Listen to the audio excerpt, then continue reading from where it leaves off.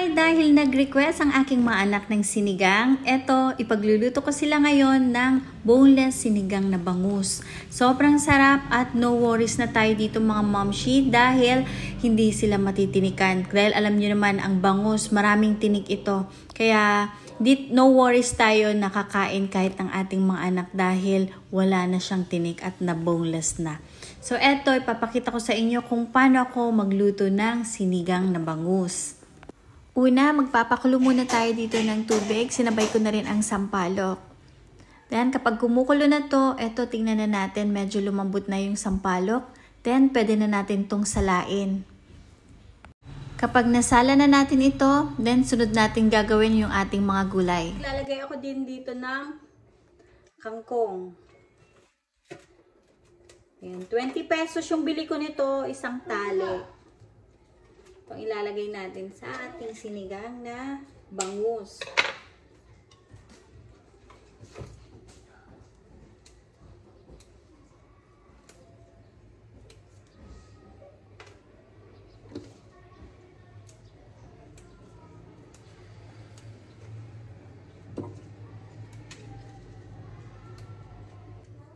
Ang ayaw ko lang dito sa nakakaitim siya ng kuko.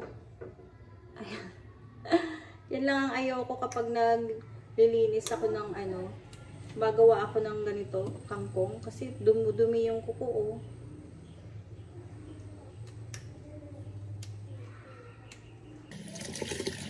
Hugasan lang natin itong mabuti.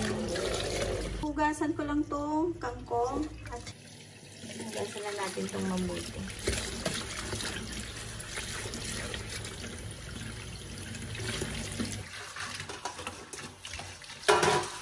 Pangatlong hugas ko na to.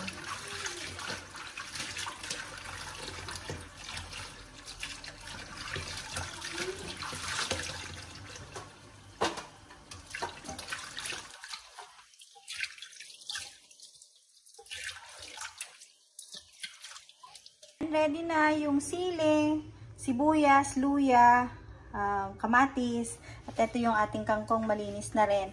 Ito naman yung bangus na nilagay ko sa frozen. Yan, ito na yung iluluto kong pangsigang ngayon.